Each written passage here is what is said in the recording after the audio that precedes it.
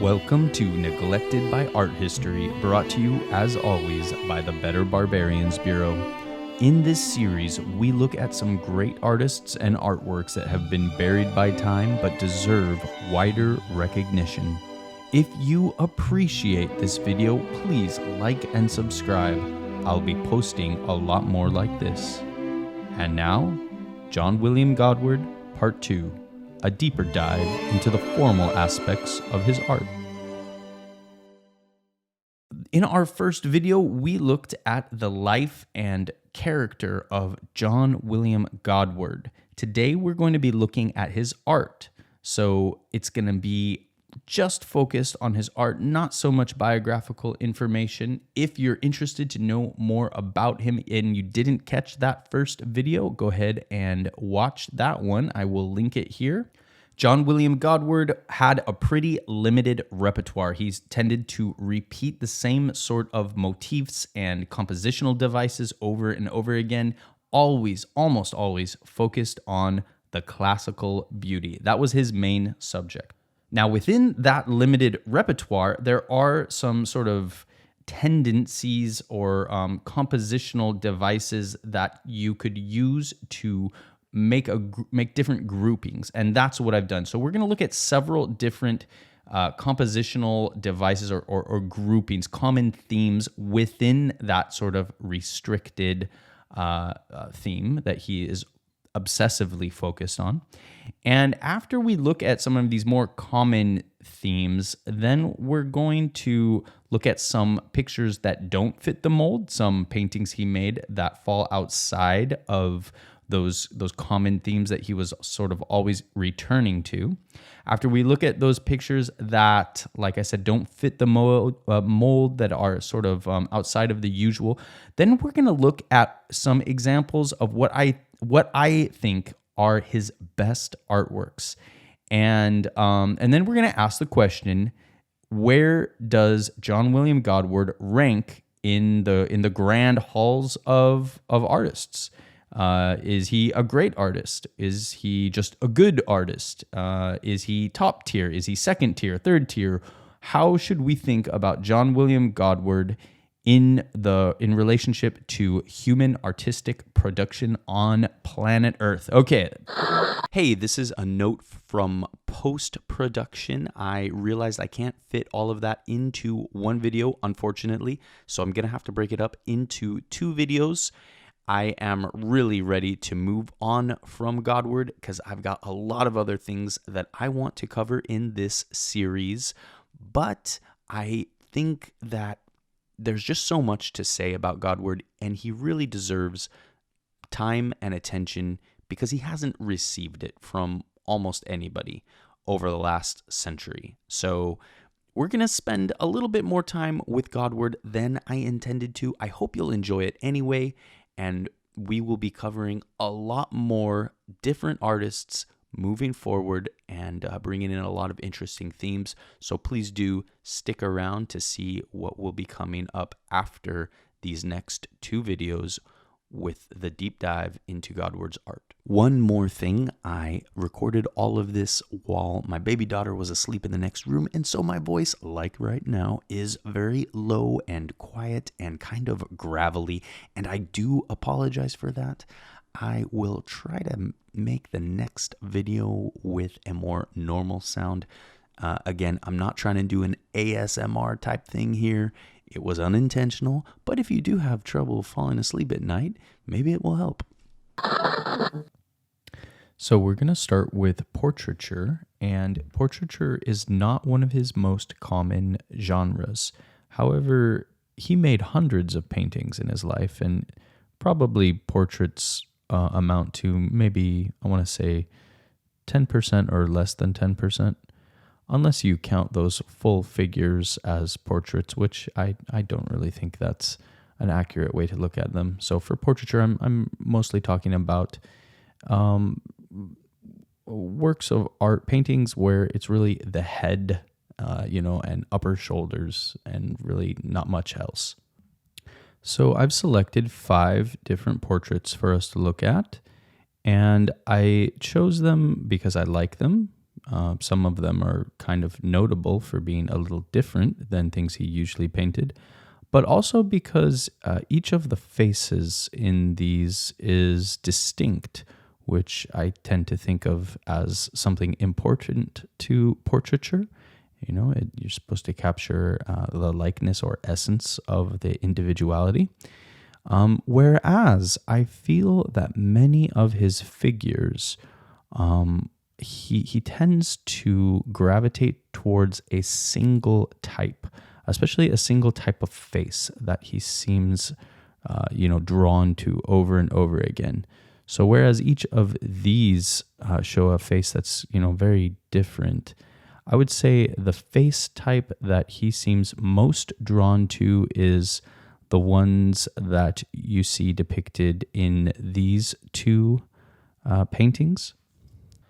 So it's sort of a round face, or a face with soft, rounded edges and full lips, nice proportioned kind of face, but sort of soft and not very angular.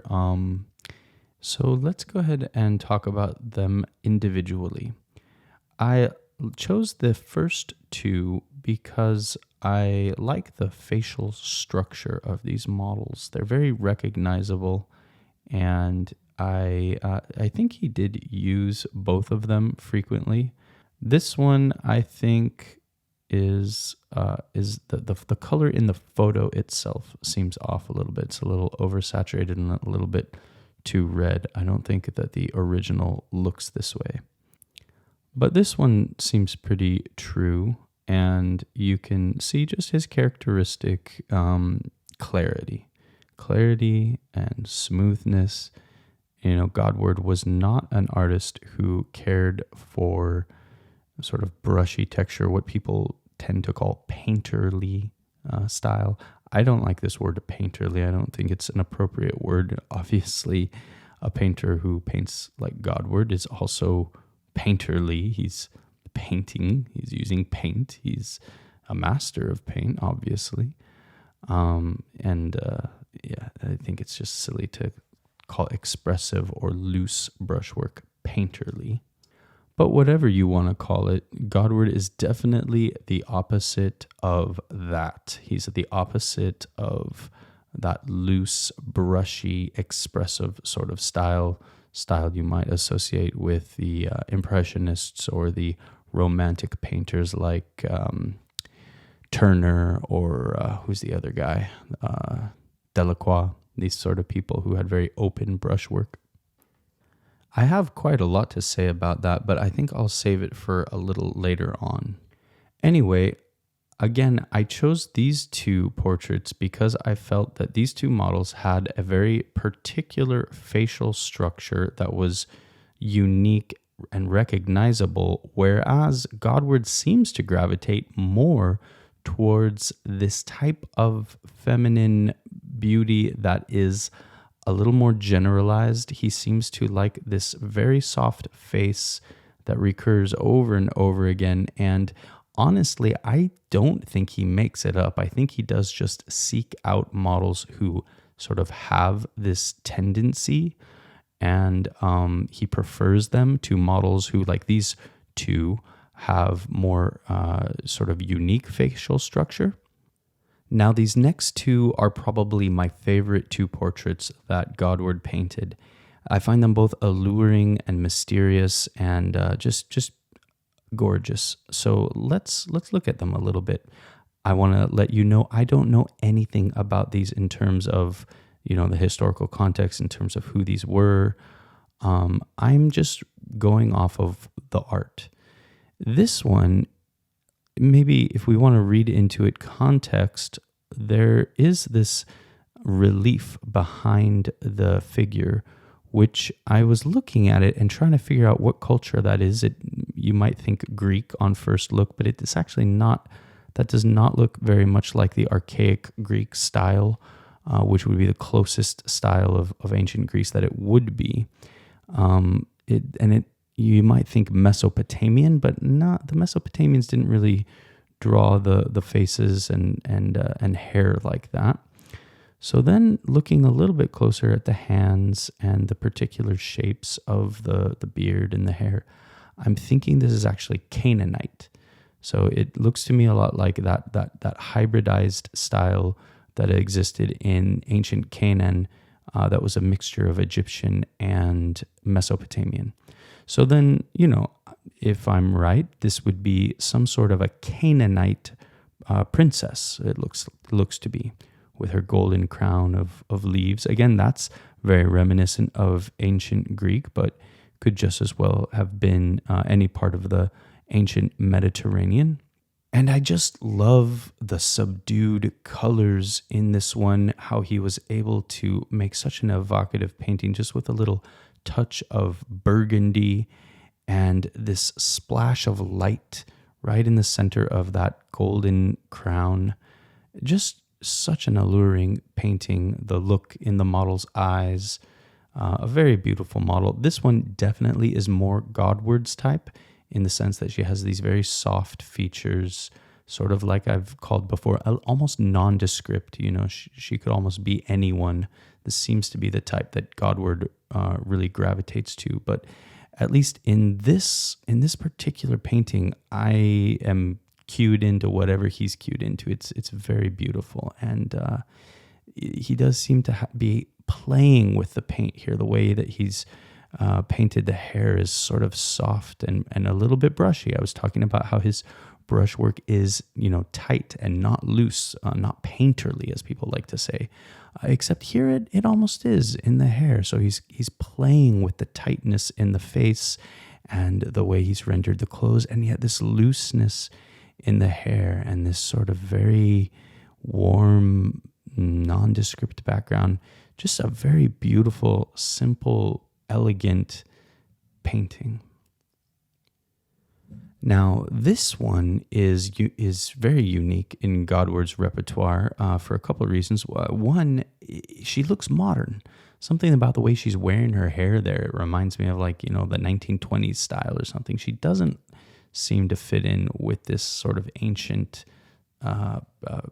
women that he tends to depict. So it's interesting that she looks like she could be from modern times. So of course she probably was meant to be an ancient Greek or something, who knows.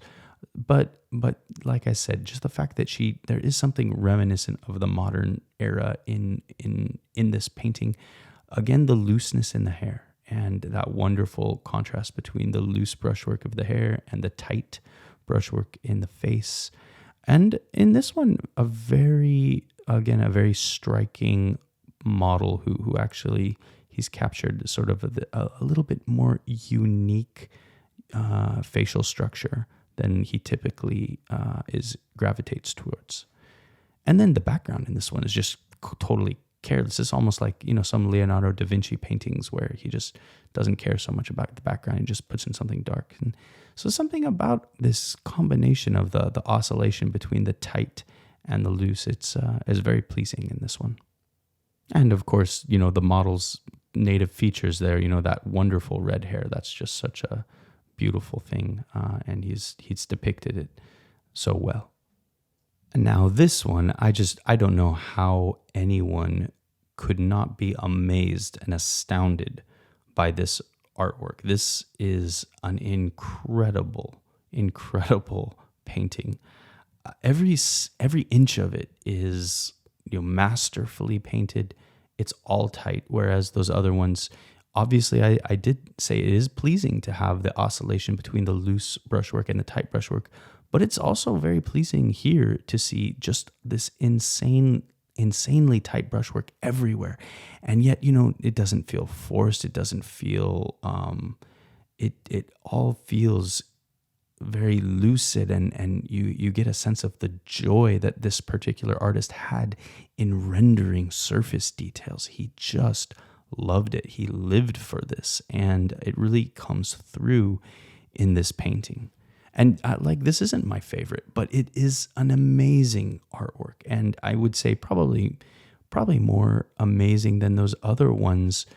Just that you don't tend to see something like this in a portrait that often, and it's a cliche at this point to speak of an artwork that is lifelike or that feels like it could spring into action any moment. It's a cliche because, throughout the ages, artists and people who speaking about art have talked about things that way. And we're used to sort of looking down our nose at that type of description nowadays.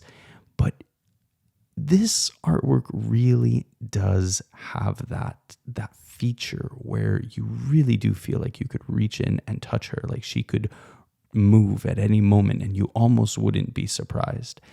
And that is an incredible feat for for an artist working at the time that he was working in with oil paint.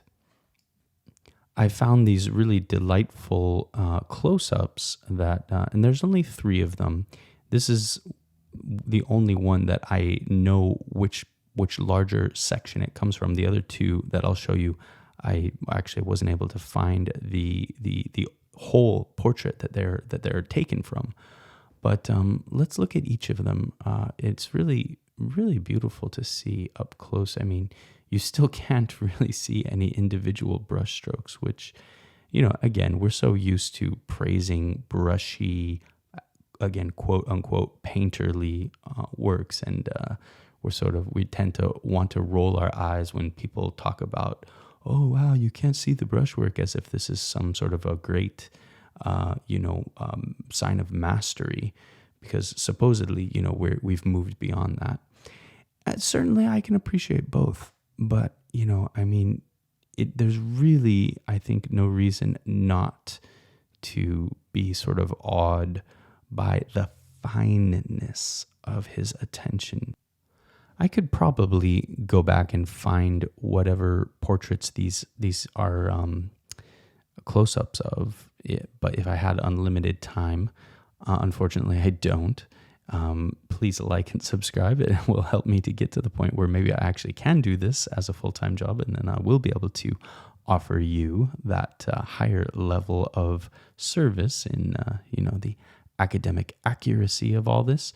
But, let's just take what we can take from this. I mean, again, here you see Godward's love of this very round, nondescript type of almost generalized female face. And then this one is much more a face to my liking. There is just something incredibly beautiful about this woman. And I really do wish I could see the whole portrait of this one. So I will probably, one day I'll go back and try to find this one. But oh my God, what a beauty. And you get the sense that Godward pored over these women's features with his eyes because he couldn't pore over them with his body. He would have probably loved to have made love to all of these women, and I'm sure he probably did make love to a few of them.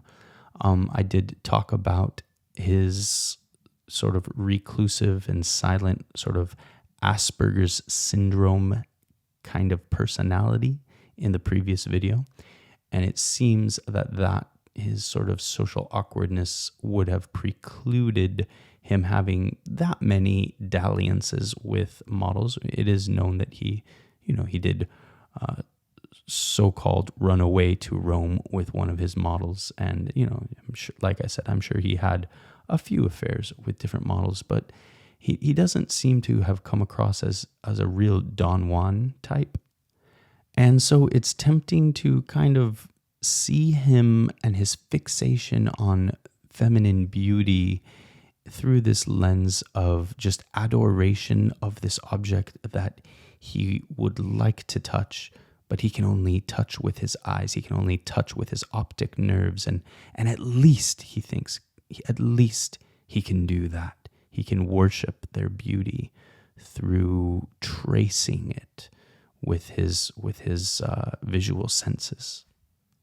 And I suppose with his hands as well, right? Because painting, at the end of the day, it is a physical thing that you do with your arms, your hands. There is this overall total involvement in it. And now, ladies and gentlemen, we come to the marble bench category. This, in my opinion, is the most iconic compositional device of Godward. However, he did not invent it. It comes from the work of alma-tadema, and I think it is also one of the best pieces of evidence that we have to prosecute the case that Godward indeed did study with alma-tadema.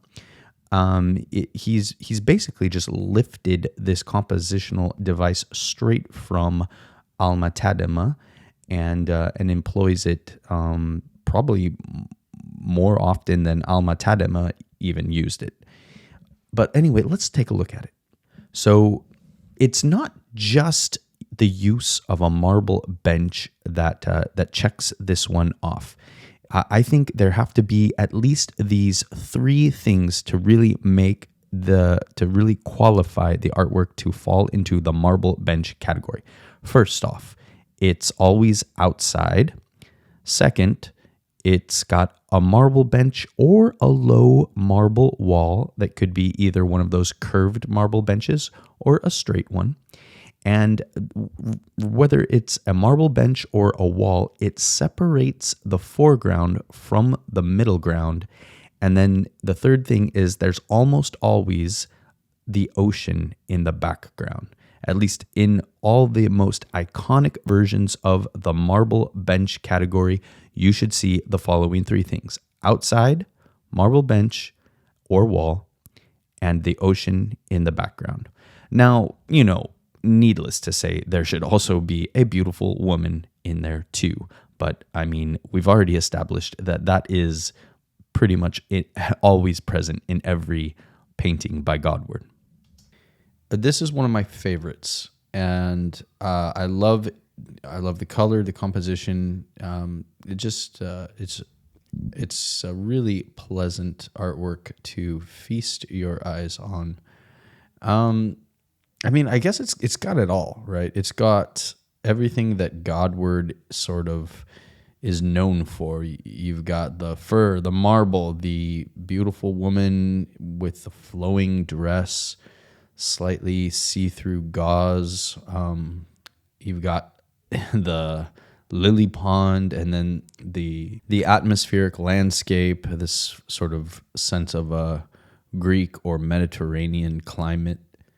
Speaking of the landscape, there is one thing that I could criticize, and this is something that this is probably one of the only things that bothers me a little bit about some of Godward's paintings, which is the color he uses for the sea. In this one, you can tell that he's used two different pigments of blue, one for the sky and one for the sea. And I just find that that's sort of. I don't know. It doesn't feel right to me anytime that I've ever tried to paint a body of water. It generally is going to be reflecting, the same base pigment, and then you'd just be adding some darker tones or lighter tones, depending on what's going on with the reflection. But there's something like odd to me about that. The fact that he seems to have used like a cerulean blue or something like that for the ocean, and then like a ultramarine for the sky. So, maybe a little bit technical, maybe not like a big deal for a lot of people. I also feel like in general, his oceans are too saturated. And this is an interesting thing because alma-tadema, I think, tends to make his oceans a little too dark, or like all over dark. And you don't get the glimmering light on the ocean that you would expect in alma-tadema. And Godward, it's also sort of like there seems to be less attention given to the water, and and his are just too saturated. Whereas alma-tademas are too dark, his are too saturated. And I can't recall seeing too much interesting things going on with like reflections, that sparkling sense that you can get on the water sometimes. So maybe Godward as a landscape painter, that's not where he shines. His landscapes tend to be sort of backdrops for these classical beauties that he loves to focus on, and they're good backdrops. I mean, he has a great sense of the atmospheric perspective. Very, pretty where he places each cypress tree. They're okay, but yeah, they're more backdrops, aren't they? Interesting. Something that you could easily miss in this one are the little mosaic tiles on the floor or like near where she's sitting. It's incredible the sense of perspective, that would have allowed him to create these in such a believable way. And just again, this insane level of attention to detail that he had. And this is another classic kind of example of the marble bench subgenre, this curved marble bench that I spoke of before. I really like this one too. I think, I asked myself, what is it that makes me like one Godward more than another? There's some that stand out, and this one stands out. The saturation of the colors is very pleasant. I am, critical of the oversaturated sea and some of his flowers. Yeah, I guess you could complain a little bit about the oversaturation in the flowers, but I do like the saturation in the dress, the ochre and the red, and it's just a very pretty model for this one. She was he had something good to work with in this model, her graceful pose. And this thing playing with the kitten, this was something that he did from time to time. You see a lot of these, the peacock feather, again, things that resurface time and time again with Godward. I love this very realistic effect that he often employs with this sort of, I don't know what you would call it. It looks like maybe some sort of algae that grows in between the cracks of the white marble. It's something that I can recall seeing in white marble constructions of a certain age, when they've been around long enough. So obviously something he's paid a lot of attention to. If I want to be critical, I could complain a little bit about the shadows in his marble sculptures. I tend to feel that a lot of the shadows in the marble sculptures, they depart from the light logic that like I expect. And this one has a more subdued light. Like this is obviously not supposed to be like a direct overhead, afternoon light. It seemed more like kind of a late afternoon, almost getting to where the sun would be a little more golden, but not quite there yet. This is kind of what I'm picking up. And there's like some sort of maybe a big shadow being cast by a building that's sort of diffusing the light and preventing like direct sunlight from hitting anything. But I'll show a few other instances maybe later on where I think that sometimes he fails when we've got like direct sunlight to sort of calculate the right kind of shadows, especially on sculptures. He does pull it off sometimes, but he seems to do better with a more diffused light situation. So this one's called Idleness. It's one of his more famous artworks. And again, you can see the kitty with the peacock feather, one of those common themes that he liked. Again, we've got the curved marble bench with the ocean behind it. These things seem to always go together. Like anytime you see the curved marble bench, it's usually outdoors and there's an ocean behind it. It's just we've just got a few plants here, like these oleander flowers. And very pretty yellow dress. Again, the pose, kind of similar pose to a couple of these other ones we've looked at. And there's something about the model in this one. Just, again, a very pretty model, something nice to start off with. And she's just framed in this wonderful white marble that Godward loved. Again, we can see that the light, even though it's outdoors and, it's kind of a bright day, the light is still a bit diffused. It's not harsh light. The color of the sky indicates that it's also not like too late in the afternoon, but maybe, a little bit late, or again, maybe there's just some sort of shadow that's like being cast that isn't, very dark, but it's enough to diffuse the light. Again, Godward seems to stay away from those sort of situations where you've got really harsh light and shadows. He seems to enjoy the diffused light. And whether he did that on purpose because, maybe it's just a challenge that he didn't like, confronting. Maybe he liked sticking with the things that he knew he could do well, or whether this is just what pleased him. I'm not sure. It might be a mixture of both. I think that he loves form. He loves symmetry. He wants his models to be consistent, and so he's not as interested in light. He's just not. He's interested in form. He's interested in physicality. And light is almost a distraction, I think, for him. Okay, now this one is fun. Time and what's this one? Youth and Time. Youth and Time, 1901. So this one is likely a self-portrait of Godward.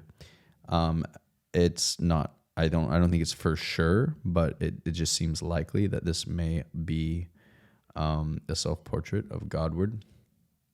And, so in that sense, it is touching, I think. There's something touching about this. Even if it isn't a self-portrait, he definitely projected a lot of himself into that male model, that figure. So the male figure there is definitely a stand-in for Godward if it's not Godward himself. And you can get a sense of Godward's personality from this in many ways. In the previous video, I joked around calling him a simp, and I think there's some truth to that. But then by the same token, I'm going to kind of argue for him a little more in this. Like I said in the video, being sympathetic to the simp. I think that there's something beautiful about his level of dedication and passion for feminine beauty. The sad part of it for me is the way he holds himself aloof. He is so respectful of the woman, of this feminine goddess that he worships, that he doesn't let himself embrace the sort of manly vigor that most women, or I don't know if it's fair to say most, I think it's fair to say most, that a significant amount of women tend to be more attracted to.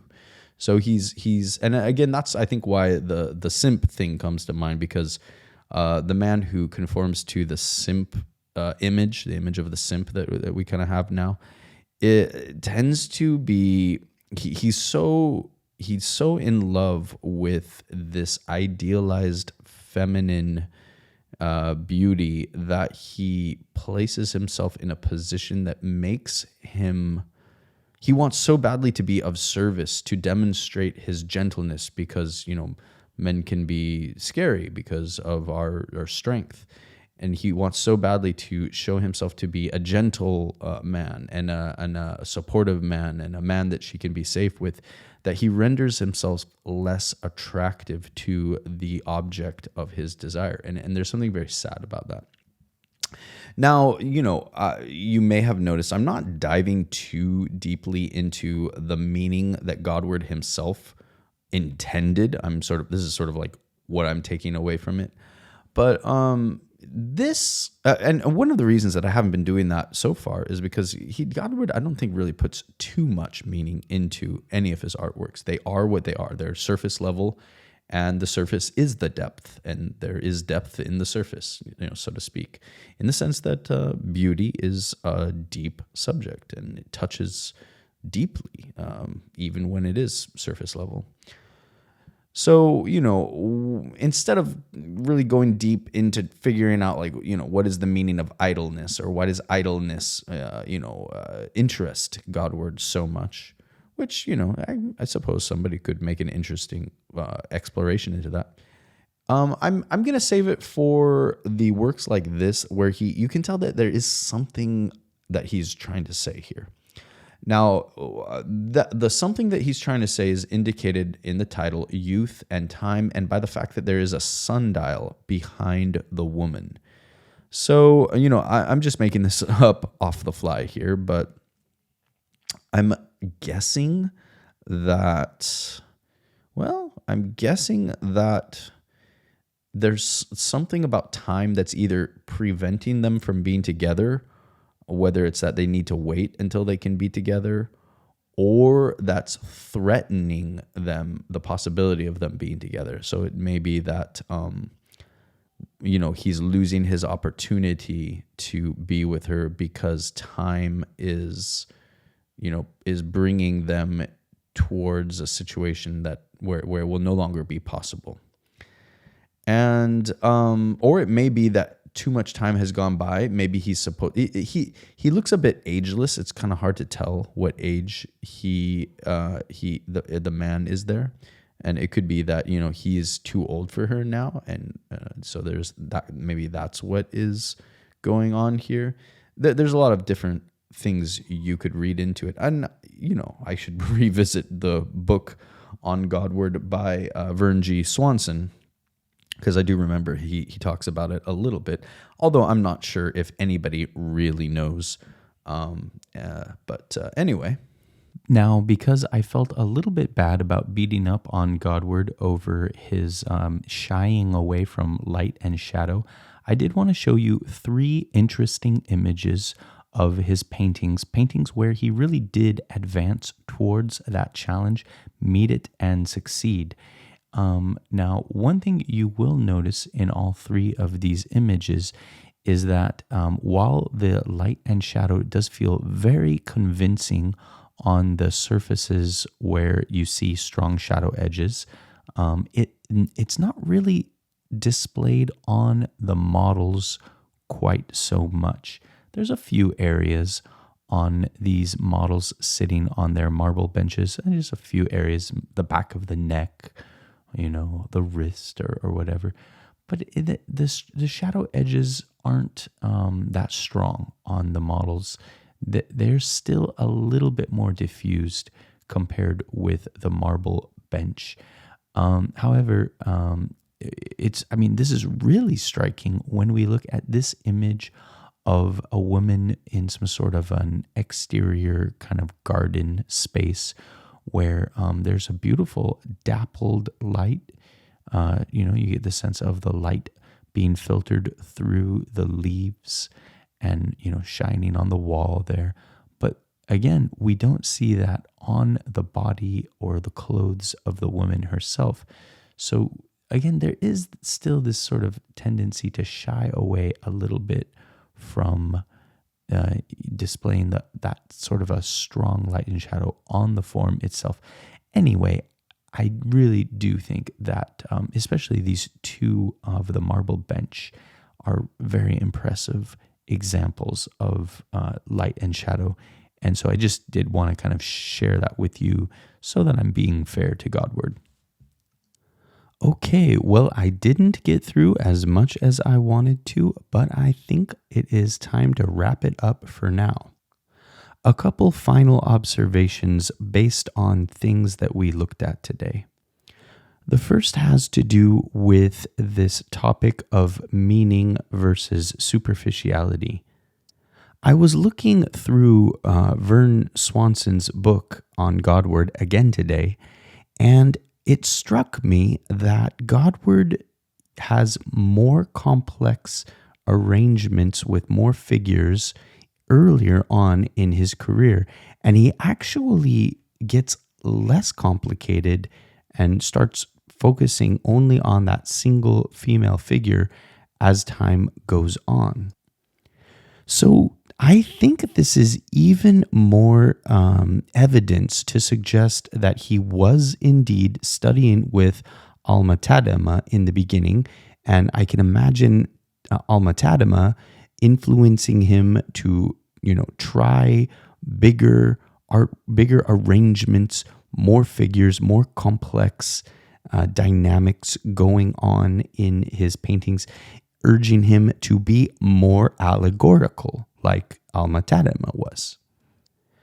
And yet, over time, what we seem to see is Godward distancing himself more from the influence of alma-tadema and coming into his own, maybe embracing his Asperger's type of single-minded dedication to that one thing he loved, highlighting the classical beauty. And I had this insight while I was asking myself why his paintings of full-figured women don't feel like portraits. This was an important question when I was selecting portraits to talk about in the beginning of the video. And I kept coming back to this. Well, why don't I think that these full figures are portraits? And it struck me that this isn't a portrait because it is, in fact, an allegory. Godward does paint allegorically, but his only allegory is beauty. It's the only allegory he cares to paint. The classical beauty is a stand-in for the broader term of feminine beauty, and feminine beauty, in turn, is a stand-in for beauty in general, in the most basic sense for him. And this explains why it is that modern art critics despised Godward so much. Beauty became taboo in the modernist era unless it was found in unexpected places. Godward is not out to challenge anything, and certainly not out to challenge notions of the beautiful or what is beauty. This is not a question that he is interested in. For him, beauty is simple, direct, and his response to it is honest, uncomplicated, and very sincere. And to me, that is very beautiful. Thanks for watching Neglected by Art History.